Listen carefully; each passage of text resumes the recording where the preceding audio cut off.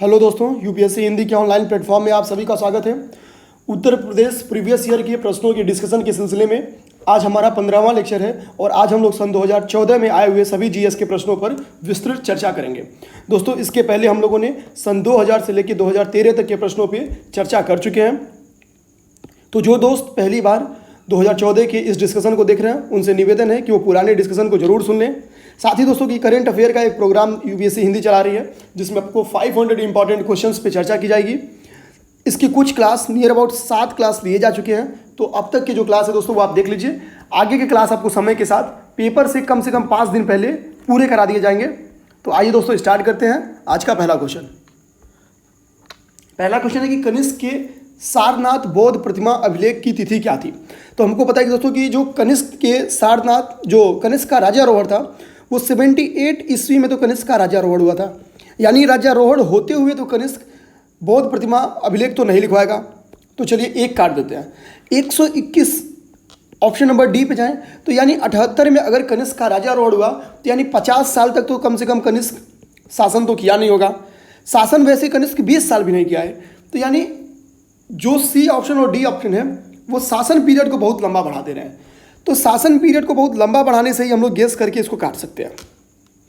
अब बात आती है दोस्तों कि सही क्या हुआ। तो कॉमन सेंस अगर ना भी पता रहे हम लोग तो तुक्का कर सकते हैं 81 ईस्वी को। कनिष्क की जो राजधानी थी दोस्तों वो 2 थी। एक राजधानी उसकी पुरुषपुर थी जिसको पेशावर कहा जाता था। जो द्वितीय राजधानी थी उसकी उसको मथुरा कहते थे। सेकेंड क्वेश्चन कि बिना बेगार के किसने सुदर्शन झील का जीर्णोद्धार कराया। तो दोस्तों जो सुदर्शन झील है इससे 3 शासक संबंधित हैं। पहले चंद्रगुप्त मौर्य, अशोक और रुद्रदामन प्रथम। तो 3 शासक इससे संबंधित हैं। अशोक और रुद्रदामन प्रथम ने सुदर्शन झील का जीर्णोद्धार कराया था। सुदर्शन झील का जो जीर्णोद्धार रुद्रदामन प्रथम ने किया था वो बिना बिगाड़ किसने कराया था। तो इसका सही ऑप्शन है option number D. Third question पे आते हैं। कह रहा है कि 1906 ईस्वी से सन के बाद अलाउद्दीन खिलजी के समय में दिल्ली के सुल्तान मंगोलों के बीच में सीमा क्या थी। तो देखेंगे दोस्तों कि अलाउद्दीन खिलजी जो कि दिल्ली सल्तनत का सुल्तान था इसके पीरियड में मंगोलों का खूब आक्रमण होता है।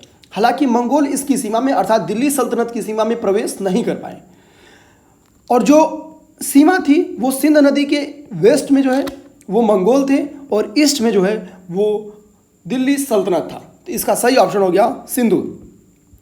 नेक्स्ट क्वेश्चन है कि कौन सूफी संत महबूद ए इलाही के नाम से जाना जाता था। तो इसका सही आंसर है शेख निजामुद्दीन औलिया। जो शेख निजामुद्दीन औलिया थे वो महबूब ए इलाही के नाम से जाने जाते थे। शेख निजामुद्दीन औलिया जो थे दोस्तों इनके बारे में हम लोग पहले पढ़ चुके हैं कि ये बाबा फरीद के शिष्य थे। साथ ही साथ एक स्टोरी सुनने को मिलती है कि गयासुद्दीन तुगलक ने एक बार क्या होता है कि उसका औलिया से निजामुद्दीन औलिया से खटक जाता है और वो एक अभियान पे निकलता है और ये कह के निकलता है कि उस अभियान को जीत कर जब वो लौटेगा तो वो निजामुद्दीन औलिया का हिसाब करेगा। लेकिन जब ये खबर तो औलिया को लगती है, निजामुद्दीन औलिया को लगती है, तो उन्होंने कहा था हनोज दिल्ली दुरस्त, अर्थात दिल्ली अभी दूर है। तो देखेंगे हम लोग और ये माना जाता है कि जो निजामुद्दीन औलिया थे ये श्राप उन्होंने दिया था कि बच्चा तुम दिल्ली लौट के ही नहीं आओगे। और रास्ते में देखेंगे हम लोग कि गयासुद्दीन तुगलक की डेथ हो जाती है, मृत्यु हो जाती है। तो ये एक स्टोरी है, इसको ध्यान देंगे। कभी पेपर में ये भी आ सकता है कि हनोज दिल्ली दुरस्त किसने कहा था। ख्वाजा मोइनुद्दीन चिश्ती किसके शिष्य थे। तो ख्वाजा मोइनुद्दीन चिश्ती ये ख्वाजा उस्मान हरूनी के शिष्य थे, ख्वाजा उस्मान हरूनी के। और ख्वाजा उस्मान हरूनी को दोस्तों सुल्तान उल औलिया कहा जाता था। सुल्तान उल औलिया का अर्थ है संतों का राजा। नेक्स्ट क्वेश्चन आते हैं कि अबुल फजल ने अकबरनामा कब पूरा किया। तो अकबरनामा को पूरा करने में अबुल फजल ने कुल 7 वर्षों का समय लिया और वो देखेंगे कि 1590 से स्टार्ट करता है और 96 लग जाता है। और जो अकबरनामा है दोस्तों उसमें अकबर के काल की घटनाओं का वर्णन है। यानी इसमें अकबर के टाइम पीरियड में जो भी घटनाएं हुई थी उन सभी का वर्णन इसमें दिया हुआ है। नेक्स्ट क्वेश्चन है कि दस्तार बंदान कौन थे। 7th नंबर क्वेश्चन है कि दस्तार बंदान कौन थे। तो दस्तार बंदान उलेमा थे। जो दोस्तों दस्तार बंदान थे वो उलेमा थे। उलेमा होते क्या थे। तो उलेमा एक धार्मिक गुरु होते थे जो मुस्लिम कानूनों की विवेचना करते थे और वो देखेंगे इनका शासन प्रशासन में खूब हस्तक्षेप होता था। लेकिन अलाउद्दीन खिलजी और तुगलक के टाइम पीरियड में इनको नियंत्रित किया गया, यानी इन दो शासकों ने इनको काफ़ी नियंत्रित किया। तो दस्तार बंदान उलेमा कहे जाते थे, इसको ध्यान देंगे। और इन पर नियंत्रण किसने लगाया था? अलाउद्दीन खिलजी और मुहम्मद तुगलक ने, इसको ध्यान देंगे दोस्तों। आगे आते हैं 8th नंबर क्वेश्चन पे। कह रहा औरंगजेब ने किसको साहिबात उल जमानी की उपाधि दी थी? तो साहिबात उल जमानी की उपाधि जहां आरा को दी गई थी। औरंगजेब हम लोग देखेंगे कि कई लोगों को उपाधियां देता है, जैसे मान सिंह को भी इसने उपाधि दी हुई थी।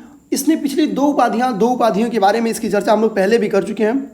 तो हम लोग इसकी उपाधियां जो पिछले दिनों में हम लोग पढ़ चुके हैं दोस्तों, एक बार उसको रिवीजन जरूर कर लेंगे। आते हैं अगला क्वेश्चन 9th नंबर क्वेश्चन कि बंगाल के समय, यानी जो बंगाल का विभाजन हुआ था 1905 से 1906 के बीच में, उसमें बंगाल का लेफ्टिनेंट गवर्नर कौन था? दोस्तों ध्यान देना यहाँ पे कि यहाँ पे बंगाल का लेफ्टिनेंट गवर्नर कौन था ये पूछ रहा है, ना कि ओवरऑल गवर्नर जनरल कौन था। हालांकि कहीं भी ऑप्शन में कर्जन का नाम नहीं है, इसलिए गलत होने का चांस तो कम है, क्योंकि हमको पता है कि भारत का उस वक्त गवर्नर जनरल जो था वो तो कर्जन था, लेकिन जो बंगाल का गवर्नर था दोस्तों वो था आपका sir Andrews Fraser. Sir Andrews Fraser था जो बंगाल का उस वक्त गवर्नर था। और हमको पता है कि जो बंगाल का विभाजन किया गया था वो एक्चुअली धार्मिक कारणों से किया गया था, फूट डालो राज करो की रणनीति से किया गया था। लेकिन अंग्रेजों के द्वारा जो तर्क दिया गया था वो दिया गया था प्रशासनिक विफलता, यानी बंगाल बहुत बड़ा था, उसको प्रशासनिक ढांचे में लाने के लिए लॉ एंड ऑर्डर को मेंटेन करने में समस्या हो रही थी, इसलिए उन्होंने इसका विभाजन किया। हालांकि तीसरे दिल्ली दरबार के पूर्व, तीनों दिल्ली दरबारों के बारे में दोस्तों हम लोग पूर्व के दिनों में पढ़ चुके हैं। तो तीसरे दिल्ली दरबार के पूर्व 1911 में पुनः बंगाल का एकीकरण कर दिया जाता है। आते हैं 10th नंबर क्वेश्चन पे। ब्रिटिश पत्रकार H.W. नेविन्सन जुड़े थे, किस आंदोलन से जुड़े थे बताना है। तो दोस्तों ब्रिटिश पत्रकार H.W. नेविन्सन स्वदेशी मूवमेंट से जुड़े हुए थे। और साथ ही साथ दोस्तों एक चीज़ ध्यान देंगे कि एक और पत्रकार थे, उनका नाम था वेब मिरर। और ये जो वेब मिरर थे ये सविनय अवज्ञा आंदोलन से जुड़े हुए थे, सविनय अवज्ञा आंदोलन से। दोस्तों ध्यान देंगे कि अगर मेंस में ऐसा क्वेश्चन आ जाए कि स्वतंत्रता आंदोलन में विदेशियों की भूमिका बताइए, तो यहाँ से आप एक पॉइंट निकाल सकते हैं कि H.W. नेविन्सन और वेब मिरर, जिन्होंने सविनय अवज्ञा आंदोलन और स्वदेशी आंदोलन के ड्यूरेशन में भारत की सहायता की, जो स्वतंत्रता सेनानी थे उनकी सहायता की, व्यापक कवरेज किया था इन लोगों ने। आगे हम लोग देखेंगे 11th number question. Mahatma Gandhi के साथ निम्न मुसलमानों में से किसने बाल गंगाधर तिलक की अर्थी उठाई थी? ध्यान देंगे, बहुत ही ज़्यादा ये फैक्चुअल क्वेश्चन है। हालांकि दोस्तों ऐसे क्वेश्चन अब आने तो बंद हो गए हैं, लेकिन फिर भी देखते हैं। तो जो तिलक जी थे हम लोग देखेंगे, वो जिस दिन असहयोग आंदोलन शुरू हुआ था, यानी 1 अगस्त 1920, तो जिस दिन असहयोग आंदोलन शुरू हुआ था उसी दिन तिलक की जो है डेथ हो गई थी। और जो गांधी जी थे उन्होंने तो इनको कंधा दिया ही था, साथ ही साथ तिलक जी को शौकत अली ने भी कंधा दिया था, शौकत अली ने। तो डायरेक्टली फैक्ट है, आप सीधा याद करिए। अगला है कि इंडियन ओपिनियन पत्रिका के प्रथम संपादक कौन थे? तो दोस्तों जो इंडियन ओपिनियन पत्रिका थी इसके प्रथम संपादक जो थे वो मनसुख लाल थे। इसको ध्यान देंगे। इस पत्रिका का जो प्रकाशन है दोस्तों वो गांधी जी ने किया था, जो अपनी दक्षिण अफ्रीका के जो उनका प्रवास था उस ड्यूरेशन में, जब वो दक्षिण अफ्रीका में थे तब किया था। इसके प्रथम संपादक याद रखेंगे दोस्तों मनसुख लाल थे। कल को पेपर में क्वेश्चन कि ये इंडियन ओपिनियन पत्रिका लिखी किसके द्वारा की गई थी, प्रकाशित किसके द्वारा की गई थी, तो आंसर होगा Gandhi ji. 13th number question आते दोस्तों कि दादा भाई नौरोजी के विषय में निम्न में से कौन सा सही नहीं है, यानी गलत है वो बताना है। यहाँ ध्यान देंगे तो लिख रहा है कि 4 बार वो भारतीय राष्ट्रीय कांग्रेस के अध्यक्ष थे, जबकि हमको पता है दोस्तों ये केवल 3 बार भारतीय राष्ट्रीय कांग्रेस के अध्यक्ष थे और सर्वाधिक बार यही अध्यक्ष थे, 3 बार। तो हम लोग ध्यान देंगे कि वो 3 टाइम कौन सा है कि जब इनको अध्यक्ष बनाया गया था। तो एक बार इनको 1906 के करीब में अध्यक्ष बनाया गया था, एक बार एग्जैक्ट दोस्तों देख लेंगे। जहाँ तक याद है कि एक बार ये 1892 में बने थे और एक बार ये 1887 में बने थे। एक बार इसको टाइम पीरियड आप देख लेंगे, इसलिए टाइम पीरियड को मिटा देते हैं, लेकिन ये 3 बार बने थे। इसको ध्यान देंगे कि टोटल ये 3 बार बने हुए थे। 14th नंबर क्वेश्चन पे आते हैं कि भारतीय राष्ट्रीय कांग्रेस का अंतिम अधिवेशन जिसमें तिलक ने भाग लिया था। तो जाहिर सी बात है दोस्तों कि जब तिलक की डेथ हो जाती है 1920 में, तो जो लास्ट अधिवेशन होगा वो 20 के पहले होगा, तो उसका आंसर हो जाएगा 1919 अमृतसर अधिवेशन। आते हैं 15 नंबर क्वेश्चन पे। महात्मा गांधी ने अपनी निम्न पुस्तकों में से किस में ब्रिटिश पार्लियामेंट को बाझ एवं वेश्या कहा था? ध्यान देंगे, बाझ एवं वेश्या कहा था, ये बिल्कुल न्यू क्वेश्चन है। तो हिंद स्वराज जो था, जो इनकी पुस्तक थी हिंद स्वराज, इसी हिंद स्वराज में उन्होंने ब्रिटिश पार्लियामेंट को बाझ एवं वेश्या कहा था।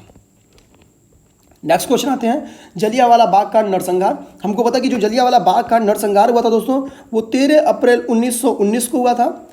इसमें हम लोग देखेंगे नियर अबाउट जो रिपोर्ट है डेथ की वो तो अलग है, जो कांग्रेस कमेटी थी वो अलग कहती है, जो माना जाता है वो अलग माना जाता है। माना जाने वाले में तो 5000 के ऊपर मृत्यु मानी जाती है, कांग्रेस कमेटी नियर अबाउट 1000 मानती है, और जो ब्रिटिश की रिपोर्ट थी उनमें 250 से 300 के बीच में माना जाता है कि इतनी की डेथ हुई थी। हम लोग देखेंगे कि क्वेश्चन कह रहा है कि जलियांवाला बाग नरसंहार पर कांग्रेस की जो जांच समिति थी उसमें रिपोर्ट के प्रारूप कौन लिखा था? रिपोर्ट के प्रारूप लिखने का कार्य किसको सौंपा गया था? तो दोस्तों हम लोग देखेंगे कि जो कमेटी बनी थी वो 3 सदस्यीय कमेटी थी। उसमें जो अध्यक्ष थे वो मदन मोहन मालवीय यानी ट्रिपल एम थे। इसके 2 अन्य मेंबर में महात्मा गांधी और मोतीलाल नेहरू, ये 3 लोग थे। दोस्तों अध्यक्ष तो ये थे, महात्मा गांधी ने इस पूरे प्रारूप को लिखा था, तो ध्यान देंगे ऑप्शन नंबर बी सही है।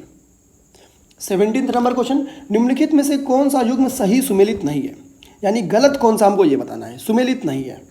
ध्यान देंगे दोस्तों, तो ये बुक हम लोग कल ही पढ़े हैं, इसका नाम है India from Curzon to Nehru and after. ये दुर्गादास की लिखी गई बुक है, ये दुर्गादास की लिखी गई बुक है। दुर्गादास एक पत्रकार थे दोस्तों, इस चीज़ को ध्यान देंगे। ये दुर्गादास की लिखी गई बुक है India from Curzon to Nehru. बाकी दोस्तों जो इंडियन स्ट्रगल है वो एस.सी. बोस यानी सुभाष चंद्र बोस का है। दादा भाई नौरोजी ने poverty and un British rule in India लिखी थी, और इंडिया डिवाइडेड राजेंद्र प्रसाद का है। 18 नंबर क्वेश्चन पे आते हैं दोस्तों। 18 नंबर क्वेश्चन कह रहा है कि जो तिलक जी थे उनने सजा के पश्चात निम्नलिखित में से किसने दया की वकालत की थी और कहा था? यानी ये स्टेटमेंट नीचे लिखा है, ये तिलक जी के लिए किसने कहा था ये बताना है। स्टेटमेंट है कि संस्कृत के एक विद्वान के रूप में तिलक में मेरी दिलचस्पी है। तो ये स्टेटमेंट था दोस्तों मैक्स मुलर का। मैक्स मुलर ने स्टेटमेंट दिया था कि संस्कृत के एक विद्वान के रूप में तिलक में मेरी दिलचस्पी है। इस चीज़ को ध्यान देंगे। 19 नंबर क्वेश्चन, 19वां क्वेश्चन, कि कांग्रेस के मंच से भारतीय राष्ट्रीय कांग्रेस के किस अधिवेशन में स्वराज शब्द का व्यक्त किया गया था? दोस्तों जो स्वराज शब्द व्यक्त किया गया था वो 1906 के अधिवेशन में किया गया था, और इस अधिवेशन की जो अध्यक्षता कर रहे थे वो कर रहे थे दादा भाई नौरोजी। इस चीज़ को ध्यान देंगे, दादा भाई नौरोजी कर रहे थे। इस क्वेश्चन को भी हम लोगों ने पूर्व के दिनों में लगा लिया है। 20 नंबर क्वेश्चन पे आते हैं। इसमें कह रहा है कि बीजी तिलक का निधन, कुछ ऑर्डर दिया है और उसको काल क्रमानुसार उसको हमको अरेंज करना है। ध्यान देते दोस्तों, अभी हम लोग जस्ट थोड़ी देर पहले ही जलियांवाला बाग कांड पढ़े हैं जो कि 13 अप्रैल 1919 को हुआ है, और 1 अगस्त 1919 को जो है ये तिलक जी का निधन हो रहा है। तो सॉरी 20 को, 1 अगस्त 1920 को जब असहयोग आंदोलन स्टार्ट हुआ, तो हम देखें 13 अप्रैल 1919 को तो जलियांवाला बाग कांड हुआ। यानी आज ही जो हम लोग पढ़े हैं, जो दोस्त पहली बार देख रहे हैं ध्यान दें, तो हम लोग कह सकते हैं कि 3 इज ग्रेटर देन 1, यानी 3 वाली घटना जलियांवाला बाग नरसंहार पहले हुआ और तिलक जी की डेथ बाद में हुई। तो 3 इज ग्रेटर देन 1 देखें तो हम लोग देखेंगे तो यहाँ पे 1 इज ग्रेटर देन 3 है, इसको काट दें। देखिए 1 पहले है और 3 बाद में है, इसको काट दें। लेकिन यहाँ पे देखेंगे 3 ही पहले है तो ये तो नहीं कटेगा। यहाँ पे देखेंगे तो बाकी एक ऑप्शन बस कट रहा है। अब आते हैं दोस्तों बाकी को हम लोग अरेंज करते हैं। तो भारतीय राष्ट्रीय कांग्रेस का जो अमृतसर अधिवेशन हुआ था 1919 का, ये हुआ था नवंबर में, यानी हम लोग कह सकते हैं कि भारतीय राष्ट्रीय कांग्रेस ये नवंबर में हुआ था, नवंबर में। अब इसके बाद से बचा रॉलेट एक्ट कब आया था, तो रॉलेट एक्ट का जो विधेयक पास हुआ था, ध्यान देंगे, वो फरवरी 1919 में रॉलेट एक्ट का जो विधेयक था वो पारित कर दिया गया था, फरवरी 1919 में। अब आप अरेंज करिए तो अरेंज कर देंगे ऑप्शन नंबर 1, यानी जलियांवाला बाग कांड जो हुआ था वो 13 अप्रैल को हुआ था। जो इसमें ध्यान से देखें, जो रॉलेट एक्ट आया था वो फरवरी में आया था, तो 2 नंबर पहले आ गया। उसके बाद से जलियांवाला बाग कांड आ गया। उसके बाद से जो अमृतसर में अधिवेशन हुआ था वो आ गया, और लास्ट में आ गया तिलक जी का निधन। 21 नंबर क्वेश्चन, अपनी फांसी से पूर्व निम्नलिखित क्रांतिकारियों में से किसने एक ने कहा था कि अब मैं केवल अपनी माँ का दूध पीऊँगा या दूध लूँगा? तो इसका सही आंसर है राम प्रसाद बिस्मिल ने कहा था। हम देखेंगे दोस्तों, इनको गोरखपुर में फांसी की सजा दी गई थी और ये इनका स्टेटमेंट था। 22 नंबर क्वेश्चन, सांत्वना पुरस्कार कि गांधी इरविन समझौते में महात्मा गांधी के लाभ को सांत्वना पुरस्कार किसने कहा था? सांत्वना पुरस्कार दोस्तों तो लोग देखेंगे ये स्टेटमेंट दिया था कैंपबेल ने। कैंपबेल का स्टेटमेंट था कि कैंपबेल ने जो गांधी इरविन समझौता हुआ था उसको सांत्वना पुरस्कार कहा था। कैंपबेल थे कौन? तो कैंपबेल एक अमेरिकी पत्रकार थे, अमेरिकी पत्रकार थे। इन्होंने ये आलोचना के तर्ज पे कहा था ये सांत्वना पुरस्कार है, अमेरिका के पत्रकार थे। तो देखेंगे अब तक 2 पत्रकारों का नाम हम लोग पढ़ चुके थे। तीसरे पत्रकार को अगर हम लोग विदेशियों का रोल पूछेगा तो यहाँ पे हम लोग लिख सकते हैं सीधे कैंपबेल जॉनसन, जो कि और भारत में एक पत्रकार के तौर पे आए थे। तुम देखेंगे 23 नंबर क्वेश्चन, अब कह रहा है यहाँ पे कि विनोबा भावे, बीजी तिलक, अरुणा आशा फली और सरोजनी नायडू, बताना है कि किससे कौन रिलेटेड है। तो हमको पता है कि दोस्तों आगे है तो तिलक जी जो है वो होम रूल लीग से संबंधित है, यानी बी का 1 सही होगा। और आप बी का 1 पाइए तो ऑप्शन ए सही है। और ये सारा हम लोग दोस्तों केवल धर्सना रेड छोड़ दे तो सारे के बारे में हम लोग पढ़े हुए हैं। धर्सना रेड छोड़ देकर दोस्तों तो सारे के बारे में हम लोग पढ़े हैं। और धर्सना रेड क्या था कि साल्ट टैक्स यानी नमक कर के विरुद्ध किया गया एक आंदोलन था, और इसमें सरोजनी नायडू सम्मिलित थी, इसको ध्यान देंगे। बीजी तिलक को हम लोग ऑलरेडी 1 को मिला दिए हैं। अब इसके बाद से हम लोग पढ़ा भारत छोड़ो आंदोलन। तो दोस्तों जो भारत छोड़ो आंदोलन था, अरुणा आशा फली ने भूमिगत होकर यहाँ पे रेडियो के माध्यम से लोगों को जानकारी देती थी, तो अरुणा आशा फली भारत छोड़ो आंदोलन से संबंधित हो गए। अब एक ही बचा, वो बचा विनोबा भावे, जो कि व्यक्तिगत सत्याग्रह से संबंधित है। आते हैं 24 नंबर क्वेश्चन, काकोरी केस के अभियुक्तों के बचाव हेतु किसकी अध्यक्षता में एक समिति का गठन हुआ था? तो दोस्तों गोविंद वल्लभ पंत, गोविंद वल्लभ पंत। दोस्तों हम लोग एक काकोरी कांड में कुल 4 लोग को फांसी की सजा दी गई थी, 4 लोग को फांसी की सजा दी गई थी। तो आगे हम लोग ध्यान दें कि इस काकोरी केस में जो हुआ था ये एक्चुअली हुआ क्या था कि जो सहारनपुर से लखनऊ की ओर एक रेलवे जा रही थी और काकोरी नामक जगह पे इसको लूट लिया गया। जर्मन पिस्टल, याद करेंगे कि जिस पिस्टल का यूज किया गया था, 4 पिस्टल थे, वो जर्मन पिस्टल थी जिनका यूज किया गया था। और इन अभियुक्तों को बचाने के लिए गोविंद वल्लभ पंत की अध्यक्षता में एक समिति बनाई गई। तो इसका आंसर है गोविंद वल्लभ पंत। और इस काकोरी केस में 4 लोग को फांसी की सजा सुनाई गई थी। इसको होमवर्क के तौर पे कर लेते हैं, और हम लोग इसको चारों के बारे में पूर्व के दिनों में पढ़े हुए भी हैं, ऐसे में आप इसको एक बार देख लेंगे, इसलिए आपको नाम नहीं बताया जा रहा है। इसको होमवर्क कर लेंगे, काकोरी कांड में किन किन लोगों को फांसी दी गई थी, इसको ध्यान देंगे। आते हैं 37 नंबर क्वेश्चन पे, 25 नंबर क्वेश्चन पे। The man who divided India पुस्तक किसने लिखा था? तो the man who divided India पुस्तक के लेखक थे रफ़ीक जकारिया। दोस्तों जो रफ़ीक जकारिया थे, इन्होंने एक बुक लिखी थी जिसका नाम था the man who divided India, the man who divided India. और ये बुक है रफ़ीक जकारिया की। जो मौलाना अबुल कलाम आज़ाद है दोस्तों, इनकी बुक थी India wins freedom, India wins freedom, ये इनकी बुक थी। डॉक्टर राजेंद्र प्रसाद की जो दोस्तों बुक है वो है इंडिया डिवाइडेड। और जो लैरी कॉलिंस या डोमिनिक लापियर का था जो बुक, यहाँ पे आप लोग देख सकते हैं कि जो फ्रीडम एट मिडनाइट, ये जो बुक याद कर लीजिए, कल को आ सकता है दोस्तों पेपर में आए, इस बार के लिए भी इंपॉर्टेंट हो सकता है कि फ्रीडम एट मिडनाइट पुस्तक के लेखक कौन थे? तो एल कॉलिंस और नेपियर थे। आते दोस्तों अगला क्वेश्चन 26 नंबर, ये जो कराची अधिवेशन था 1931 का, इसके बारे में है। कह रहा कि महात्मा गांधी की लोकप्रियता और सम्मान की पराकाष्ठा माना किसने? कह रहा निम्नलिखित में से किसने कराची अधिवेशन को महात्मा गांधी की लोकप्रियता और सम्मान की पराकाष्ठा माना? तो हैं एस.सी. बोस, सुभाष चंद्र बोस ने माना था इस चीज़ को। हम लोग देखेंगे कि दोस्तों ये जो अधिवेशन हुआ था ये गांधी इरविन समझौते के बाद हुआ था, और इसी में गांधी जी ने यह भी बोला था कि गांधी मर सकता है लेकिन गांधीवाद कभी नहीं। 27 नंबर क्वेश्चन पे आता है दोस्तों।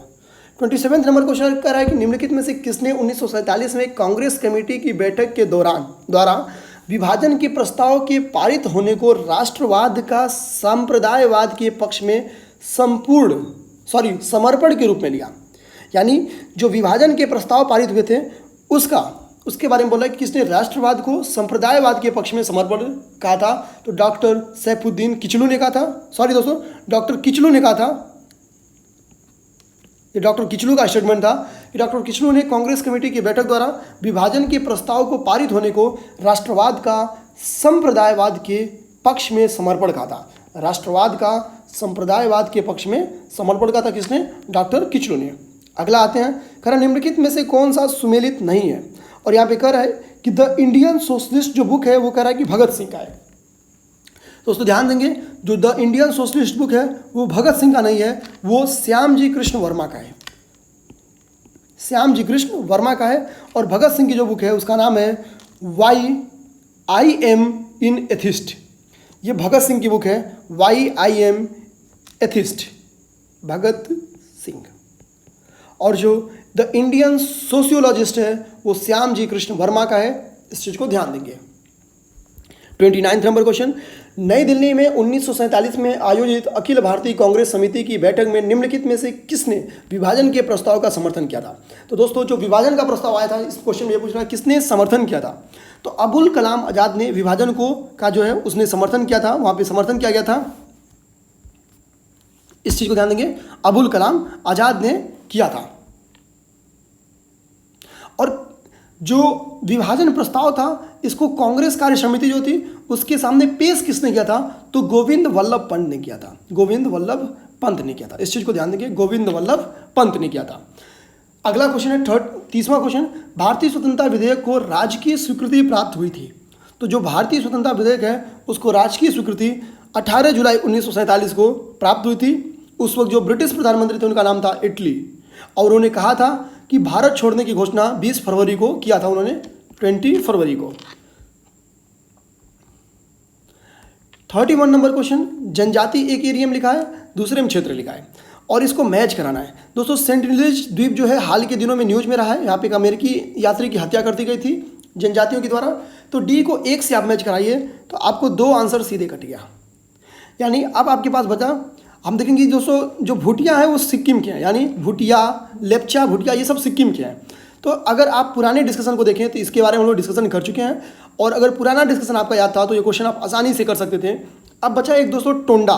तो टोंडा जो जनजाति है वो तमिलनाडु की है। आप यहाँ पे देख सकते हैं कि टोंडा जो है वो तमिलनाडु की है। और इसमें एकदम न्यू जो मिला है दोस्तों वो मिला है बिरहोर, जो कि झारखंड की है। इस चीज़ को ध्यान दीजिए, जो बिरहोर जनजाति है वो कहाँ की है? झारखंड की है। 32 नंबर क्वेश्चन, एक कथन दिया है और कारण दिया है, कह रहा है कि भारत के पश्चिमी तट की नदियां डेल्टा का निर्माण नहीं करती हैं। तो सही है दोस्तों, नर्मदा एवं ताप्ती ये सब एस्चुरीज बनाती हैं। रीजन दे रहा है कि वो छोटे प्रवाह क्षेत्रों एवं अपेक्षाकृत कठोर चट्टानों से प्रभावित होती हैं।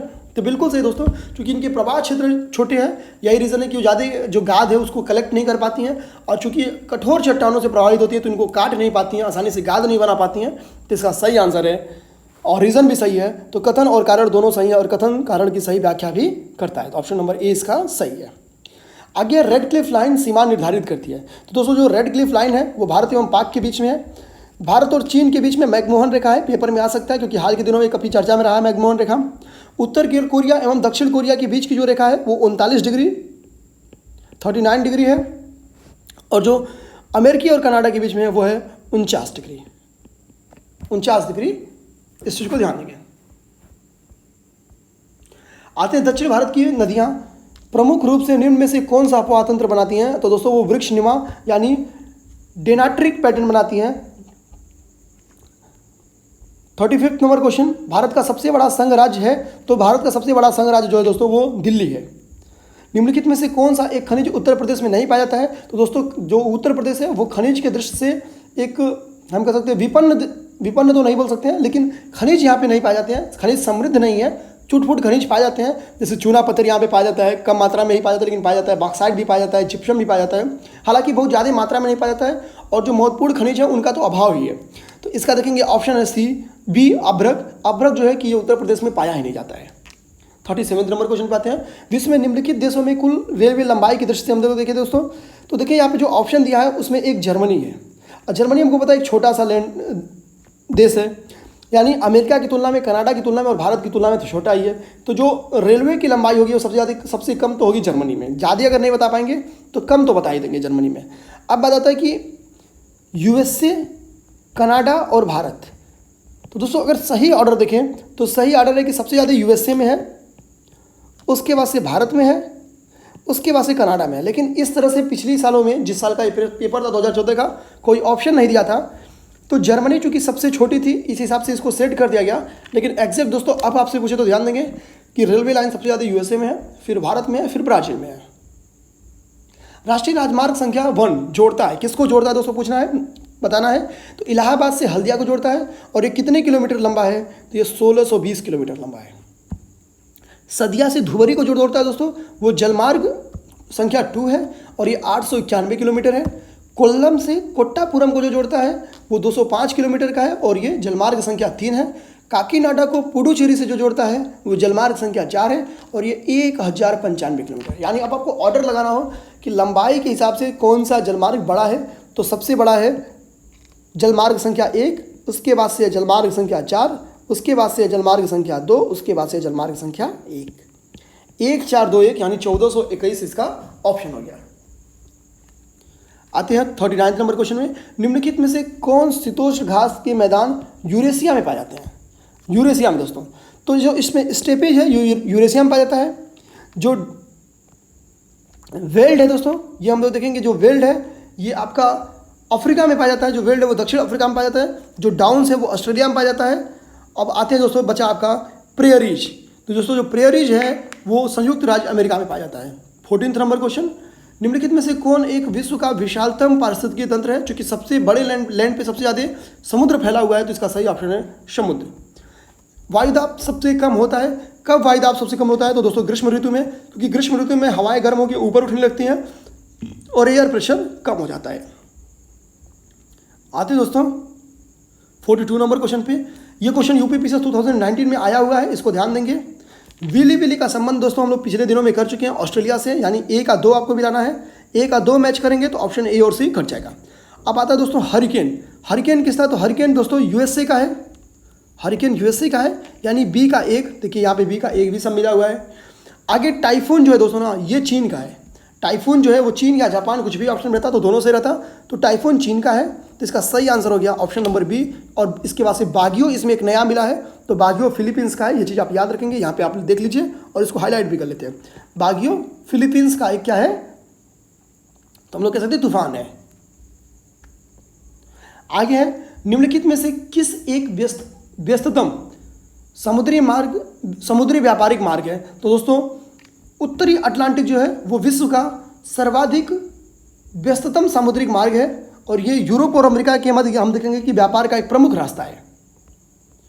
आते हैं, निम्नलिखित में से कौन सा एक देश बहुत महत्वपूर्ण यूरेनियम अयस्क निक्षेप, यानी दोस्तों निक्षेप कहाँ सबसे ज़्यादा पाए जाते हैं? तो निक्षेप सबसे ज़्यादा कनाडा में पाया जाता है, लेकिन जो इसका उत्पादन करता है सर्वाधिक वो करता है कजाकिस्तान। तो दोस्तों ध्यान देंगे, निक्षेप पूछ रहा है या उत्पादन पूछ रहा है, बिना इसको फोकस किए टिक नहीं मारेंगे। अगर पूछ रहा है कि कौन सा देश सबसे ज़्यादा यूरेनियम का उत्पादन करता है, उत्पादन वर्ड है तो कजाकिस्तान, और अगर निक्षेप यानी भंडार का है तो कनाडा। जापान लगभग आत्मनिर्भर है, तो हम लोग देखेंगे दोस्तों यूपी की तरह जापान भी नियर अबाउट जो खनिज संसाधन है उससे विपन्न है, लेकिन कुछ खनिज संसाधन पाए जाते हैं। जैसे हम लोग देखेंगे कि तांबा जापान में पाया जाता है, तो आत्मनिर्भर तांबे में है जापान। 46 नंबर क्वेश्चन, निम्नलिखित में से कौन सा एक दक्षिण एशिया का सर्वाधिक नगरीकृत देश है? तो दोस्तों दक्षिण एशिया में पाकिस्तान है, क्योंकि हम देखेंगे कि जो पाकिस्तान का पूरा पाकिस्तान, उसका लगभग 36% एरिया जो है वो नगरीकरण में है। भारत थोड़ा सा पीछे 31.2, भूटान 35 के करीब में है, और श्रीलंका बहुत कम है। जो ऑप्शन में दिया गया था उस हिसाब से पाकिस्तान इसका सही आंसर है, यानी नगरीकरण में पाकिस्तान भारत से ज़्यादा है। जनसंख्या एवं नगरीकरण का जो क्वेश्चन है दोस्तों, इसको नहीं करेंगे। ऑलरेडी 1 घंटा 50 मिनट का एक बेहतरीन क्लास लेके हम लोग जनसंख्या एवं नगरीकरण पे आ चुके हैं। आप अगर उस क्लास को देखते हैं तो दोस्तों पूरा विश्वास है कि आपका एक भी क्वेश्चन उससे बाहर नहीं जाएगा। आते हैं दोस्तों सीधे जनसंख्या नगरीकरण को छोड़ते हैं, और हालांकि केवल 3 क्वेश्चन भी थे इससे इस बार। पॉलिटी पे आते हैं। पॉलिटी में कह रहा है कि संविधान सभा के संवैधानिक सलाहकार कौन थे, तो दोस्तों ये कई बार कर चुके, BN राव थे। संवैधानिक सलाहकार दोस्तों कौन थे, BN राव थे। अगला क्वेश्चन है कि प्रारूप समिति के सदस्य नहीं थे, तो दोस्तों हम लोग देखेंगे जवाहरलाल नेहरू और सरदार पटेल। ये दो ऑप्शन तो बहुत आसानी से आप कर सकते हैं कि ये प्रारूप समिति के सदस्य नहीं थे। हमको पता है कि प्रारूप समिति के अध्यक्ष डॉक्टर अंबेडकर थे, यानी 2 और 4 ऑप्शन में तो नहीं होगा। तो आप सीधे देखिए यहाँ पे 4 काट दीजिए, यहाँ भी 4 काट दीजिए, यहाँ पे 2 और 4 दोनों काट दीजिए, तो ऑप्शन बचा C, यानी 1 और 3। तो इसमें दिए गए ऑप्शन में गोपाल स्वामी और अय्यर थे। कौन से 7 लोग थे उनको देख लेते हैं। अयंगर, अय्यर, मणिकलाल मुंशी, माधवराव, सादुल्ला और डॉक्टर P खेतान, ये अंबेडकर को छोड़ के शेष 6 लोग थे। इनमें से 2 लोग दोस्तों समय के साथ निकाल दिए गए थे। किस कारण से निकले थे, ये कारण आप देख लीजिएगा होमवर्क के तौर पे, और उनकी जगह पे किन 2 लोग को ऐड किया गया इसको ध्यान दे लेंगे। तो होमवर्क के तौर पे जो चेंजिंग होती है वो चेंजिंग दोस्तों पूछ सकता है। तो कौन से 2 लोग मूल मतलब प्रारंभ में थे और बाद में कौन 2 लोग छोड़े गए, क्वेश्चन इस प्रकार से भी हो सकते हैं। 52 नंबर क्वेश्चन, निम्नलिखित में से कौन एक संवैधानिक संस्था नहीं है, कई बार कर चुके हैं। योजना आयोग दोस्तों ये 1950 में एक प्रस्ताव के तहत इसको बनाया गया था। हालांकि अब योजना आयोग को हटा के 1 जनवरी 2015 को नीति आयोग लाया जा चुका है, इसको ध्यान देंगे। 53 नंबर क्वेश्चन कह रहा है कि ये भी क्वेश्चन कल ही किए हैं कि निम्नलिखित में से किस अनुच्छेद में ग्राम पंचायतों को संगठित करने की बात बोली गई है। तो दोस्तों DPSP में अनुच्छेद 40 में ग्राम पंचायतों के संगठन का बात बोला गया है। DPSP के बारे में ध्यान देंगे कि वाद योग्य नहीं है, हालांकि DPSP ही पूरा हम लोग पढ़ चुके हैं इसको। भारत के राष्ट्रपति पर महाभियोग चलाने के लिए कम से कम कितने दिन पूर्व सूचना देनी होती है, तो दोस्तों 14 दिन पूर्व सूचना देनी होती है। आप अगर चलाते हैं तो 14 दिन पूर्व आप लिखित सूचना देंगे, और साथ ही साथ उस पर सदन के 1/4 सदस्यों का हस्ताक्षर भी होना चाहिए। तो एक तो 14 दिन और दूसरा 1/4 सदस्यों का हस्ताक्षर, इसको ध्यान देंगे। तो 14 को ऐसे बटे लगा देंगे तो 1/4 बन जाएगा। आते दोस्तों 55वां क्वेश्चन, भारतीय संविधान की लोक लेखा समिति के अध्यक्ष कौन मनोनीत करता है, तो लोकसभा का अध्यक्ष करता है। जो लोक लेखा समिति का अध्यक्ष होता है उसका चुनाव लोकसभा का अध्यक्ष करता है। इसके बारे में हम लोग लोक लेखा समिति हो, इसके बारे में हम लोग पहले पढ़ चुके हैं, या प्राक्कलन समिति हो, सबके बारे में पढ़ चुके हैं। इसमें 22 सदस्य होते हैं, जिनमें से 55 सदस्य लोकसभा से होते हैं और 7 सदस्य राज्यसभा से होते हैं। आते हैं 56 नंबर क्वेश्चन, इसमें कह रहा है कि राज्यसभा के विषय में कौन सा सही बताना है, और सेकेंड पढ़िए तो कार्यकाल 5 वर्ष दे रहा है, यानी 2 काट दीजिए। 2 काटेंगे दोस्तों, आंसर आपको मिल जाएगा C, 1 और 3, यानी प्रत्येक 2 वर्ष बाद 1/3 सदस्यों का कार्यकाल समाप्त हो जाता है। तो बिल्कुल सही दोस्तों, ये 6 साल की होती है। यही कारण है कि रेगुलरिटी के साथ चलती रहती है, कभी भंग नहीं होती है। भारत की संसद में होते हैं, तो भारत की संसद में दोस्तों उपराष्ट्रपति नहीं होता है। बाकी क्योंकि हमको पता है उपराष्ट्रपति ऐसे नॉर्मली कोई पद नहीं है, क्योंकि राज्यसभा के सभापति के रूप में ये काम करते हैं। जो संसद मिलकर बनता है वो राष्ट्रपति होता है, लोकसभा होता है और राज्यसभा होती है। ऑप्शन नंबर ए इसका सही है। 52 नंबर क्वेश्चन में कह रहा है कि राष्ट्रपति कितने एंग्लो इंडियन को नामित कर सकता है, तो आर्टिकल 331 के तहत राष्ट्रपति कुल 2 एंग्लो इंडियन को नामित कर सकता है, अगर उसको लगे कि इनका प्रतिनिधित्व क्या है वो अपर्याप्त है तो। 59 नंबर क्वेश्चन, निम्नलिखित में से कौन संसद के दोनों सदनों की संयुक्त बैठक की अध्यक्षता करेगा, तो वो है लोकसभा का अध्यक्ष करता है। दोस्तों इस चीज़ को ध्यान देंगे कि जो राज्यसभा का सभापति होता है वो कभी भी इसकी अध्यक्षता यानी संयुक्त बैठक की अध्यक्षता नहीं करता है, हालांकि उपसभापति करता है। और संविधान के अनुच्छेद 108 में संयुक्त बैठक की बात कही गई है। अगला है, निम्नलिखित मंत्रालयों में से नालंदा परियोजना किसका कार्यक्रम है, तो नालंदा परियोजना अल्पसंख्यक मंत्रालय का कार्यक्रम है। इस चीज़ को ध्यान देंगे, अल्पसंख्यक मंत्रालय। सर्वोच्च न्यायालय का न्यायाधीश अपना त्याग पत्र दे सकता है लिखकर, किसको दे सकता है, तो राष्ट्रपति को। तो रिजिग्नेशन जो होगा अपना वो राष्ट्रपति को देगा, इसको ध्यान देंगे। मूल ढांचा की अवधारणा किससे संबंधित है दोस्तों, पूछ रहा है। मूल ढांचे की अवधारणा तो हमको पता है कि अभी हाल ही में केशवानंद भारती की डेथ हुई है, केशवानंद भारती से रिलेटेड है, यानी इसमें केशवानंद भारती कहीं नहीं है, तो ऑप्शन नंबर डी इसका सही होगा। आते 63 नंबर क्वेश्चन पे, निम्नलिखित में से किस एक अधिनियम द्वारा भारत में संघीय न्यायालय की स्थापना की गई, तो दोस्तों इसके बारे में कल भी हम लोग पढ़े कि 1937 में संघीय न्यायालय की स्थापना की गई थी 1935 के अधिनियम के द्वारा। तो इसका ऑप्शन भी डी होगा, क्योंकि इसमें कहीं नहीं दिया है।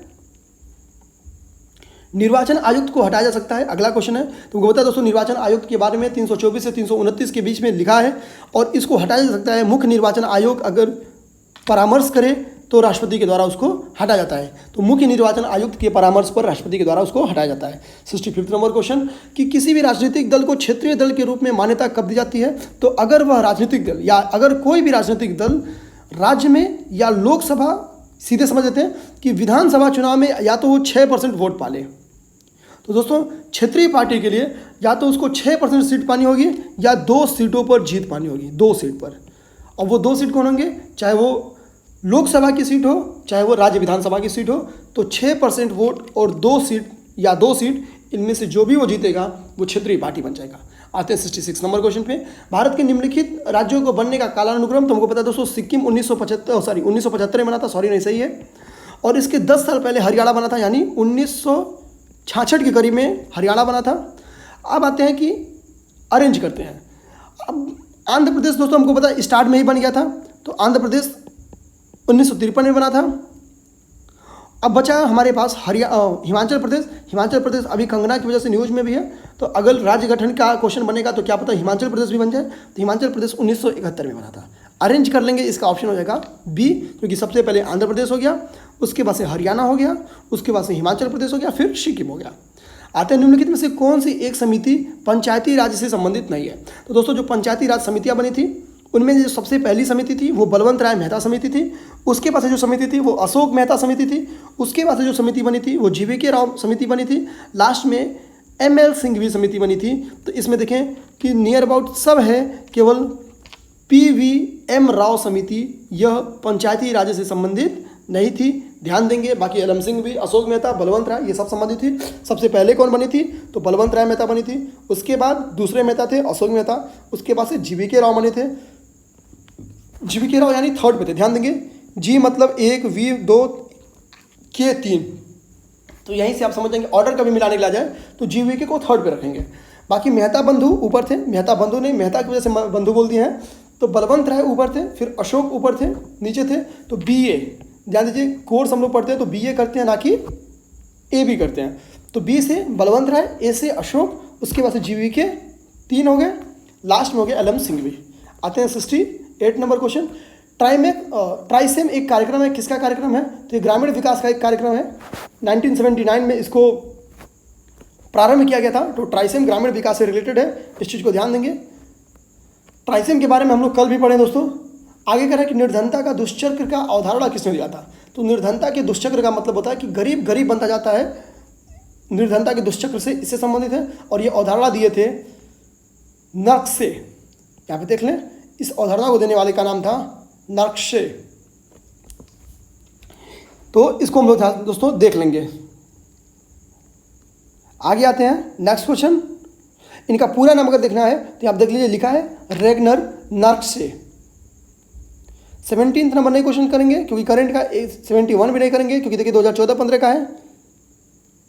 आते हैं दोस्तों अगला क्वेश्चन, जिसके बारे में हम लोग पूर्व के दिनों में किए भी हैं कि केंद्र सरकार और राज्य सरकार के मध्य आर्थिक संबंधों की विवेचना की गई है। तो आर्थिक संबंधों की विवेचना दोस्तों ध्यान दें, तो जो की गई है वो की गई है 68 से 81 के बीच में, 268 से 281 के बीच में की गई है।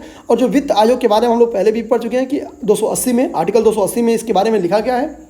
जो विधायी संबंध है वो 245 से 255 के बीच में है, जिसके बारे में हम लोग पहले भी पढ़े हुए हैं। और जो इनके प्रशासनिक संबंध है वो 256 से 63 के बीच में है, ध्यान देंगे दोस्तों। और विधायी एवं प्रशासनिक संबंध का जो उल्लेख है वो भाग 11 में किया गया है। 74 नंबर क्वेश्चन देखेंगे, करा निम्नलिखित में से कौन भारत में राष्ट्रीय एवं राज्य स्तर पर निर्धनता के अनुमान के लिए केंद्रक अभिकरण है, नोडल एजेंसी है। तो योजना आयोग है, हालांकि अब ये बन गई है नीति आयोग।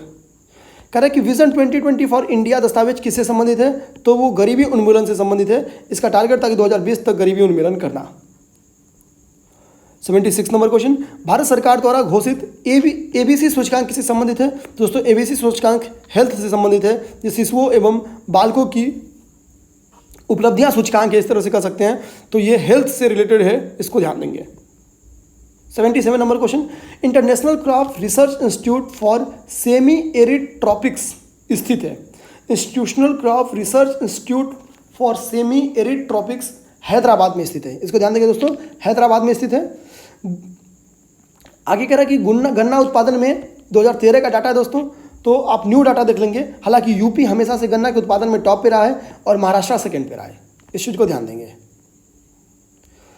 आगे कह रहा है कि आरबीआई के द्वारा विमल जलान जो पैनल बनी थी, गठित की गई थी, वो किस लिए गठित की गई थी, तो जो नए बैंकों के लाइसेंस है, तो जो आवेदन आ रहा है दोस्तों, उनका परीक्षण करने के लिए, आगे 80 नंबर क्वेश्चन, जिसके बारे में हम लोग कई बार किए हैं, जो उर्वरक है दोस्तों वो भूरी क्रांति से संबंधित है, यानी डी का 4 होगा। आप सीधे पढ़िए तो क्वेश्चन ऑप्शन नंबर 1 मार देंगे, यानी हम लोग कह सकते हैं जो खाद्य उत्पादन हरित क्रांति से, दुग्ध श्वेत क्रांति से, मत्स्य नीली क्रांति से।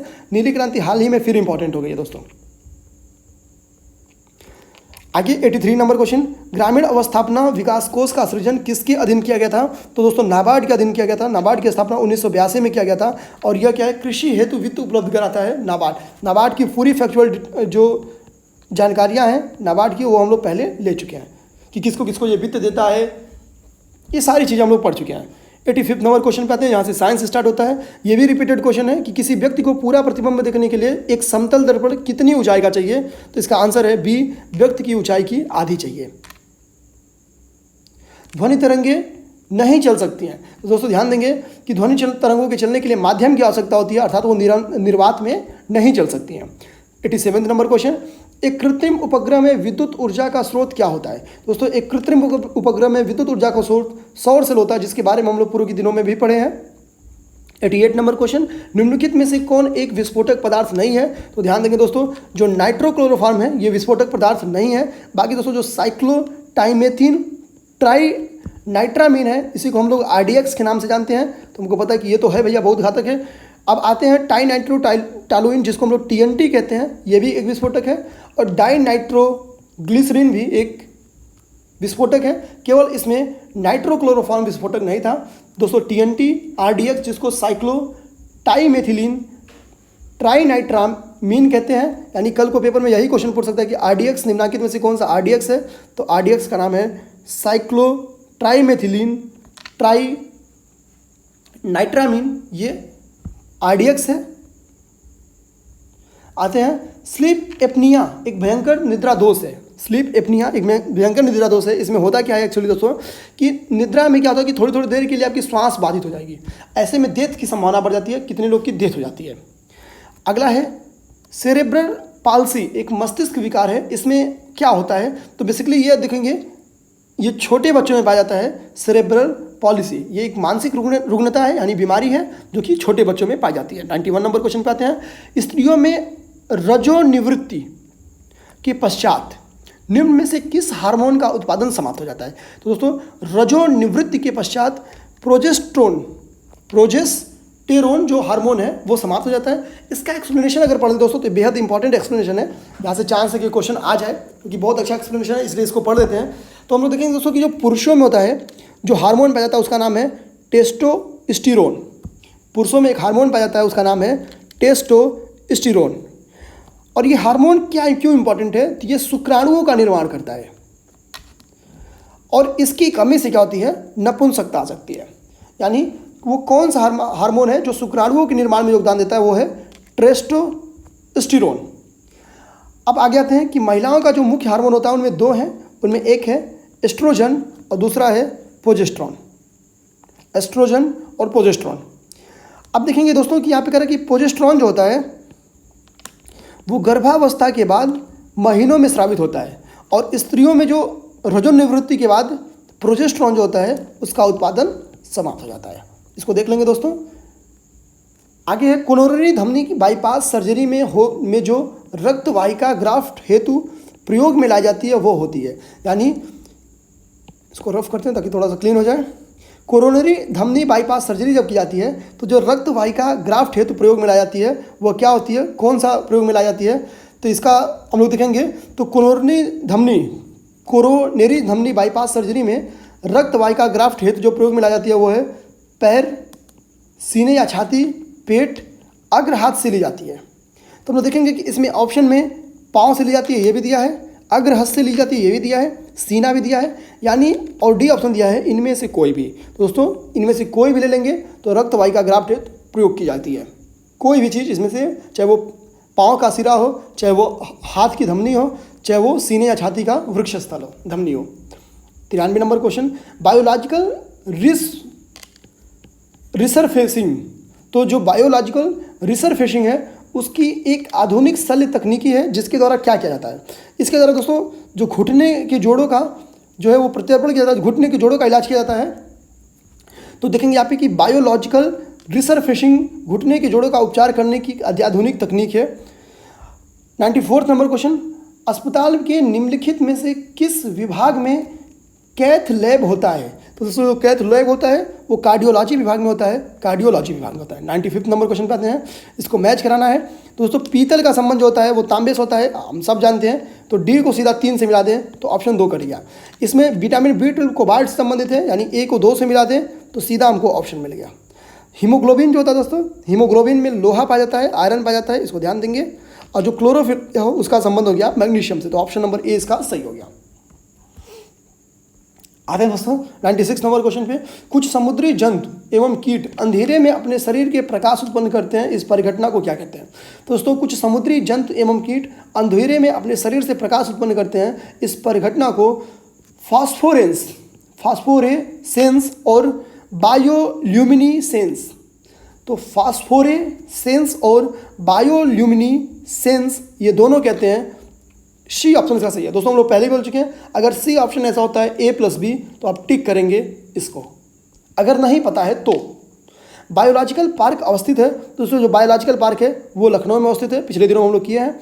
पर्यावरण का संतुलन बनाए रखने के लिए कितना वना अंतर्गत क्षेत्रफल होना चाहिए? तो 33%, लगभग 1/3 होना चाहिए। विश्व ओजोन दिवस कब मनाया जाता है? तो 16 सितंबर को मनाया जाता है, 16 सितंबर को। ओजोन से मॉनिटर प्रोटोकॉल का संबंध है दोस्तों, ये भी ध्यान देंगे।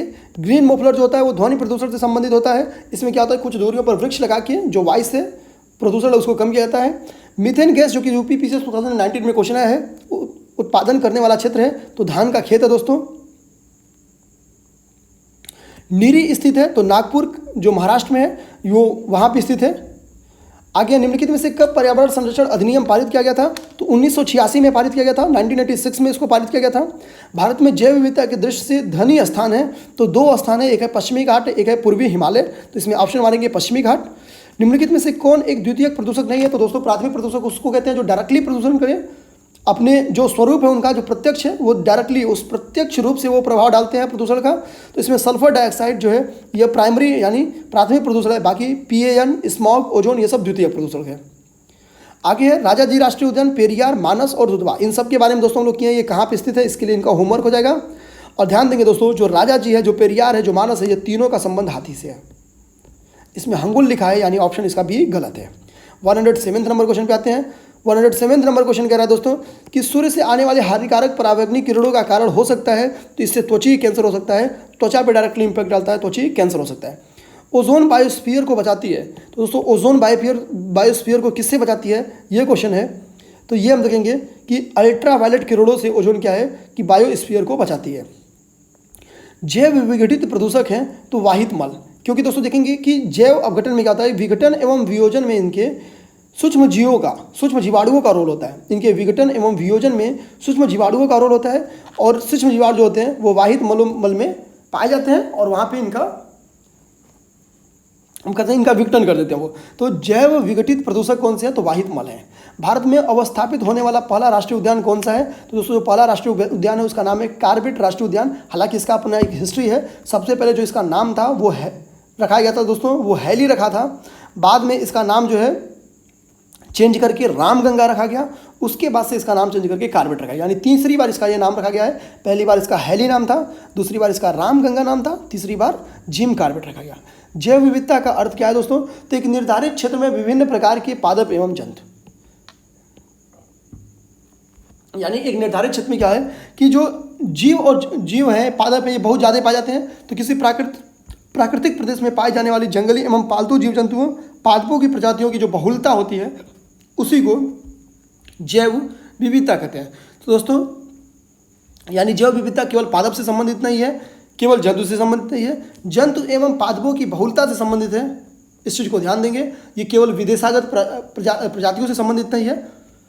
आगे आते हैं कि पार्क में अभयारण्य लिखा है और उसका नाम लिखा है करा डोचीगामा, केवलादेव, कान्हा और पेरियार। मैच कराना है कहाँ पे है, इन सबके बारे में हम लोग पढ़ें दोस्तों। जो पेरियार है वो केरल में स्थित है, इसको आसानी से आप मिला सकते हैं कि पेरियार केरल में स्थित है, इसको हम लोग कई बार पढ़ चुके हैं।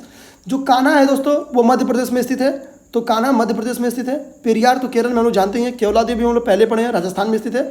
और डोचीगामा वन्य जीव अभयारण्य जो है ये जम्मू कश्मीर में है, इसको फर्स्ट टाइम पढ़े हैं, इसको याद कर लेते हैं। जो डोचीगामा है दोस्तों वो J&K में है। अब आप अगर टिक करेंगे तो इसका ऑप्शन नंबर ए सही हो जाएगा, क्योंकि पेरियार केरल हो गया, यानी डी का 3 हो जाएगा, डी का 3 होगा, ये 2 गलत हो जाएगा, ये 2 सही होगा। अब यहाँ पे बचा आपका कान्हा पार्क, और कान्हा पार्क को आप मिलाए हैं मध्य प्रदेश, यानी ऑप्शन नंबर 1 में मिलाए हैं, तो इसका ऑप्शन हो गया ए सही। 113 नंबर क्वेश्चन, निम्नलिखित में से कौन सा सही सुमेलित है? तो जो सांडी वन्यजीव अभ्यारण्य है दोस्तों वो हरदोई में है, बाकी के बारे में भी हम लोग पढ़े हैं। जो महावीर वन्यजीव अभ्यारण्य है वो ललितपुर में है, वो ललितपुर में है। जो ओखला है दोस्तों वो गौतम बुद्ध नगर में है। जो बखीरा वन्यजीव अभ्यारण्य है वो उन्नाव में है, वो सॉरी जो बखीरा वन्यजीव अभ्यारण्य दोस्तों वो संत कबीर नगर में है। जो ओखला वन्यजीव अभ्यारण्य है वो गौतम बुद्ध नगर में है। 114 नंबर क्वेश्चन पे आते हैं, तो कह रहा है कि इसमें सही नहीं है, सुमेलित नहीं है, ये बताना है। तो सुनहरे लंगूर जो है दोस्तों वो विलुप्त प्राय नहीं है। जो सुनहरे लंगूर है वो संकटापन्न है, संकटापन्न है। तो ऑप्शन ए इसका जो है वही सही है, यानी यही सही नहीं था। बाकी सब जो मरुस्थली बिल्ली है वो विलुप्त प्राय है, जो हुलॉक गिब्बन है ये भी विलुप्त प्राय है, और जो एशियाई जंगली कुत्ते हैं ये भी असुरक्षित है। 115 नंबर क्वेश्चन पे आते हैं, कह रहा है कि निम्नलिखित में से कौन सी एक प्रजाति के विलोपन के लिए उत्तरदायी नहीं है? तो दोस्तों जो व्यापक निके होता है वो भी उत्तरदायी नहीं है, लेकिन ध्यान देंगे जो नीचे अगर घट जाता है, संकुचित हो जाता है, तो वो उत्तरदायी है। बड़े आकार वाले शरीर, जैसे हम लोग ध्यान दें तो जो डायनासोर थे इसी के लिए विलुप्त हुए, और जो आनुवांशिक भिन्नता की कमी है ये भी उत्तरदायी है। तो केवल इसका ऑप्शन नंबर ए उत्तरदायी नहीं है। 116 नंबर क्वेश्चन क्या है? तो इसका है कि उत्तर प्रदेश में कुल कितने सस्य जलवायु क्षेत्र हैं? तो कुल 9 हैं, जिनके बारे में हम लोग पूर्व के दिनों में पढ़े हुए हैं। अब आते हैं दोस्तों, तो बाकी जो भी क्वेश्चन है वो समसामयिकी का है। तो समसामयिकी हम लोग पढ़ के क्या करेंगे, आज के 5 साल पहले का, 6 साल पहले का। तो हम लोग सीधे विविधा पे आते हैं। विविधा का पहला क्वेश्चन विश्व विकास प्रतिवेदन 2010, तो करेंट का है, इसको नहीं करेंगे। हरा सूचकांक विकसित किया गया, तो ये वर्ल्ड बैंक के द्वारा विकसित किया गया हरा सूचकांक, इसको ध्यान देंगे दोस्तों। 147 फिर करेंट का नहीं करेंगे, 48 भी करेंट का नहीं करेंगे। 49 कहते हैं एजेंडा 21 में कितने समझौते हुए हैं? तो दोस्तों एजेंडा 21 का खेल बैकग्राउंड तो लोग देखे हुए हैं कि पृथ्वी सम्मेलन 1992 से इसका संबंध है एजेंडा 21 का। इसमें कुल 4 समझौते किए गए हैं, इसको ध्यान देंगे, 4 समझौते इसमें किए गए हैं। आता है लास्ट नंबर क्वेश्चन, सर्व शिक्षा अभियान, साक्षर भारत, ऑपरेशन ब्लैक बोर्ड और राष्ट्रीय साक्षरता मिशन किससे संबंधित है, यानी उसके ईयर को मिलाना है। तो सर्व शिक्षा अभियान 2001 में हुआ था, साक्षर भारत 2009 में हुआ था, ऑपरेशन ब्लैक बोर्ड 1987 1987 में शुरू किया गया था, और राष्ट्रीय साक्षरता मिशन 1988 में। यानी ऑर्डर अगर हम लोग देखें तो सर्व शिक्षा अभियान 2001 में, साक्षर भारत 2009 में, ऑपरेशन ब्लैक बोर्ड 1987 में, और राष्ट्रीय साक्षरता मिशन 1988 में। आप सीधे मैच करिए तो राष्ट्रीय साक्षरता मिशन जो मिशन है वो 1988, यानी डी का 2 आप मैच कराइए तो एक ऑप्शन सही हो गया, ऑप्शन नंबर डी। दोस्तों इसको ऑर्डर करने के लिए भी आ सकता था, तो ऑर्डर करने के लिए आता तो आपको पता है, आप ऑर्डर कर सकते हैं। ऑपरेशन ब्लैक बोर्ड पहले हो जाएगा, ऑपरेशन राष्ट्रीय साक्षरता मिशन फिर हो जाएगा, उसके बाद से सर्व शिक्षा अभियान, फिर साक्षर भारत। तो दोस्तों इस तरह से 2014 में आए हुए जीएस के सभी प्रश्नों पर हम लोगों ने चर्चा कर लिया है। कल सन 2015 के क्वेश्चन में मिलेंगे, तब तक के लिए धन्यवाद।